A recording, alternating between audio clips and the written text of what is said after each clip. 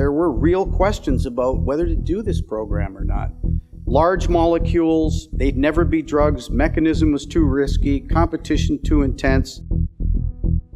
This group had great ideas, and one of the things I'll say is these heroes convinced me that we should continue with the program.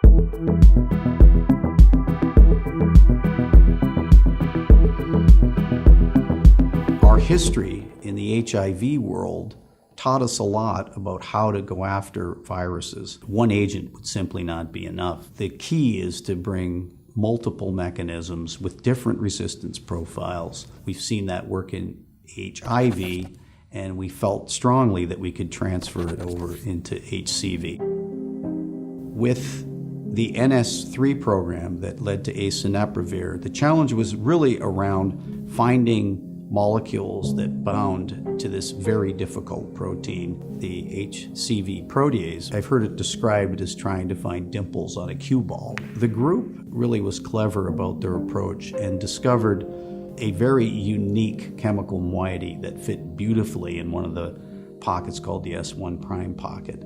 That was basically an anchor for the research, and it allowed us to really build a portfolio of molecules that eventually led to asunaprevir. In the case of NS5A, it was certainly a protein in the genome that many people knew about. However, the actual function and how it worked in the replication of the virus was unknown. Deriving clever assays to be able to identify starting materials was the key. Once we did that and actually had molecules that interacted with the NS5A protein, that led to a more thorough understanding of how that protein actually worked and how central it is to replication. The impetus, the drive to work in HCV is the huge unmet medical need. You know, these patients, they're our families, they're our brothers, our sisters, our cousins, uncles, and aunts. The thing to remember about these projects is they are all-consuming in the lives of the people that actually do the work. And to get this level of recognition is really quite extraordinary.